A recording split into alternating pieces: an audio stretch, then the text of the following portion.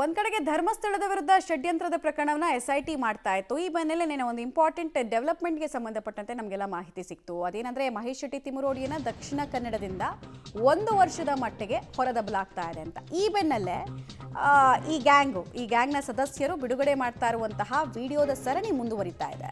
ತಿಮುರೋಡಿ ಮತ್ತು ಚಿನ್ನಯ್ಯ ಮಾತುಕತೆ ನಡೆಸಿದ ಪಾರ್ಟ್ 15 ಬಿಡುಗಡೆ ಆಗಿದೆ.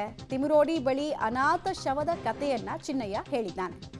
ಚೆನ್ನೈ ಮೂಲದ ಸ್ವಾಮೀಜಿ ಕನ್ಯಾಡಿ ಬಳಿ ಜಾಗ ತಗೊಂಡ್ರು, ಅವರ ಜಾಗದಲ್ಲೂ ಸಾಕಷ್ಟು ಹೆಣವನ್ನು ನಾನು ಹೂತಾಕಿದ್ದೀನಿ ಅಂತ ಆತ ಹೇಳ್ಕೊಂಡಿದ್ದಾನೆ.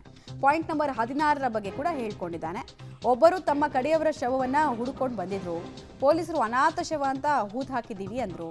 ಆಗ ಆ ಕುಟುಂಬ ಅಳ್ತಾ ವಾಪಸ್ ಹೋಯ್ತು ಸರ್, ನಾನೇ ನನ್ನ ಕಣ್ಣಾರೆ ನೋಡಿದೆ ಅಂತ ಚಿನ್ನಯ್ಯ ವಿಧ ವಿಧವಾದ ಕತೆ ಉಪಕತೆ ಎಲ್ಲವನ್ನ ಕಟ್ಟಿರುವಂತಹ ವಿಡಿಯೋ. ಮತ್ತೆ ಅವರು ಸಾಯುವಾಗ ಇವರೇ ದಫನ್ ಮಾಡಿದ್ದಲ್ಲ ಅಲ್ಲೇ ಆ ಸಾವು ಸತ್ತು ಅವ್ರನ್ನ ಅಲ್ಲೇ ದಫನ್ ಮಾಡಿ ವಯಸ್ಸಾಗಿತ್ತು ಎಂತಂದ್ರೆ ಗೊತ್ತಿಲ್ಲ. ಆದ್ರೆ ನಾವು ಹೋಗುವಾಗ ಕ್ಲೀನ್ ಮಾಡುವಾಗ ನಮಗೆ ವಸ್ತು 10 ರೂಪಾಯಿ ನೋಟು ಹೊಸ ನೋಟ್ ಕೊಡ್ತೀವಿ ನಾವು ಅಲ್ಲಿ ಕ್ಲೀನ್ ಮಾಡಲಿಕ್ಕೆಲ್ಲ ಹೋಗುವಾಗ. ಅಂದ್ರೆ ಆ ಜಾಗ ಎಲ್ಲ ಇವರಿಗೆ ಕೊಟ್ಟಿದ್ದಾರೆ, ಎಂತ ಮಾಡಿದ್ರು ಗೊತ್ತಿಲ್ಲ. ಅದು ಕೊಟ್ಟಿರ್ಬೇಕಿಲ್ಲ, ಅವರ ಹೆಸರಲ್ಲಿತ್ತು ಶೇಷಾಚಾರ್ಯರ ಏನೋ ಒಂದು ಆಚಾರ್ಯ ಅಂತ ಹೆಸರು. ಏನ್ ಹೆಸರು ಇರ್ತದ, ಒಂದು ಚಾರ್ಯ ಅಂತ ಬರ್ತದೆ, ಆಚಾರ್ಯ ಬರ್ತದೆ. ಅವ್ರು ಚೆನ್ನೈ ಅವರು ಅಲ್ಲಿಂದ ಬಂದು ಇಲ್ಲಿ ಜಾಗ ತಂದ್ಕೊಂಡು ಸೆಟ್ಲ್ ಆದವರು. ಆ ಜಾಗವನ್ನು ಎಷ್ಟು ಜಾಗ ಇದೆ ಅದು ರಬ್ಬರ್ ತೋಟ ಹಾಕಿದಲ್ಲ, ಅದೆಲ್ಲ ఉంది ಆಚೆ ನದಿ ಒಳ್ಳೆ ಆಚೆ. ಹೌದಾ? ರಬ್ಬರ್ ತೋಟ ಹಾಕಿದ್ದು, ಆಶ್ರಮ ಗೇಟ್ ಎಲ್ಲ, ಅಲ್ಲಿ ಒಂದು ಗೇಟ್ ಇಟ್ಟಿದ್ದಾರೆ. ಮತ್ತೆ ಈ ಏನಲ್ಲಿ ಕೊಂಡೋಗಿ ಯಾಕೋ ಗೌರವ ಇರ್ಲಿಲ್ವಾಗ ಆಗಿಲ್ಲ, ಅವ್ರು ತೀರ್ಕೊಂಡಿದ್ರು. ಅದರಲ್ಲಿ ಕೊಂಡಾಗ ಈ ಹಣವನ್ನು ಅಲ್ಲಿಗೆ ತಗೊಂಡೋಗಿ ಪೊಲೀಸರು ಬರಲಿಲ್ಲ.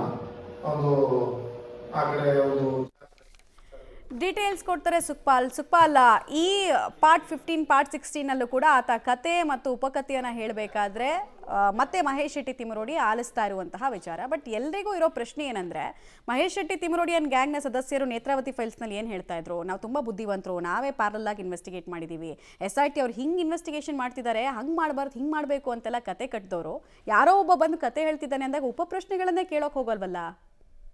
ಖಂಡಿತ ಆತ ಚಿನ್ನಯ್ಯ ಯಾವ ರೀತಿಯಾಗಿ ಸುಳ್ಳು ಹೇಳ್ತಾ ಇದ್ದಾನೆ ಅನ್ನುವಂಥದ್ದು ಅದರಲ್ಲಿ ಗೊತ್ತಾಗುತ್ತೆ. ಅಂದರೆ ಆತ ಎದುರಲ್ಲಿರುವಂಥವರನ್ನು ಮೆಚ್ಚಿಸಿಕೊಳ್ಳಬೇಕಾದ ರೀತಿಯಲ್ಲಿ ಆತ ಮಾತಾಡ್ತಾ ಇರುವಂಥದ್ದನ್ನು ನಾವು ಆರಂಭದ ಪಾರ್ಟ್ ನಂಬರ್ 1ರಿಂದ ಇಲ್ಲಿವರೆಗೂ ಗಮನಿಸ್ಬೋದು. ನಿರಂತರವಾಗಿ ವಿಡಿಯೋಗಳನ್ನು ಬಿಡುವಂಥ ಕೆಲಸಗಳನ್ನು ಈ ಬುರುಡೆ ಗ್ಯಾಂಗ್ನವ್ರು ಮಾಡ್ತಾ ಇರುವಂಥದ್ದು. ಅದರಲ್ಲೂ ತಿಮರೋಡಿ ಬೇಕಾದಲ್ಲಿ ಮಾತ್ರ ಒಂದೊಂದು ಕ್ವಶನ್ಗಳನ್ನು ಕೇಳ್ತಾನೆ. ಒಂದು ಕೊಂದಿದ್ದ ಕೇಳ್ತಾನೆ, ಒಂದು ಕಡೆಯಲ್ಲಿ ನೀವು ಆ ವಿಡಿಯೋದಲ್ಲಿ ಗಮನಿಸ್ಬೋದು, ಕೊಂದಿರೋದಾ, ಅವರೇ ಸತ್ತಿರೋದು, ಅಥವಾ ನೀನು ಹೂತಾಕಿದೆ, ಈ ರೀತಿಯಾದ ಸಣ್ಣ ಪುಟ್ಟ ಕ್ವಶನ್ಗಳನ್ನು ಕೇಳ್ತಾರೆ. ಬಿಟ್ಟರೆ ಆತ ಹೇಳಿದ ಎಲ್ಲ ಕಥೆಗಳನ್ನು ಕೇಳಿಸ್ಕೊಂಡಿದ್ದಾರೆ, ಮತ್ತು ಅದೆಲ್ಲವನ್ನು ವಿಡಿಯೋ ಮಾಡಿಕೊಂಡಿದ್ದಾರೆ. ಒಂದು ಕಾಲದಲ್ಲಿ ನಮಗೆ ಅದು ಉಪಯೋಗಕ್ಕೆ ಬರುತ್ತೆ ಅನ್ನುವಂಥ ಕಾರಣಕ್ಕಾಗಿ ಅದನ್ನು ತೆಗೆದಿಟ್ಟಿದ್ದಾರೆ. ಈಗ 2 ವರ್ಷದ ಬಳಿಕ ಈಗ ಒಂದೊಂದನ್ನೇ ಬಿಡುವಂಥ ಕೆಲಸಗಳನ್ನು ಮಾಡಿದ್ದಾರೆ. ಆವತ್ತಿನಿಂದಲೂ ಈ ಒಂದು ಪ್ಲಾನ್ಗಳನ್ನು ಬುರುಡೆ ಗ್ಯಾಂಗ್ ಮಾಡಿತ್ತು, ಇಡೀ ಈ ಪ್ರಕರಣವನ್ನು ಈ ರೀತಿಯಾಗಿ ಹೊರಗೆ ತರಬೇಕು ಅನ್ನುವಂಥದ್ದು. ಅದಕ್ಕೆ ಸ್ಟೆಪ್ ಬೈ ಸ್ಟೆಪ್ ಏನು ಮಾಡಬೇಕು ಆ ಕೆಲಸಗಳನ್ನೆಲ್ಲ ಮಾಡಿಕೊಂಡಿತ್ತು. ಈಗ ತಿಮರೋಡಿ ಗ್ಯಾಂಗ್ ಎಲ್ಲವೂ ಇಡೀ ಇಲ್ಲಿಂದ ನಾಪತ್ತೆ ಆಗುವಂಥ ಕೆಲಸಗಳನ್ನು ಮಾಡಿದರೆ. ಪ್ರಮುಖವಾಗಿ ಮಹೇಶ್ ಶೆಟ್ಟಿ ತಿಮರೋಡಿ ಈಗ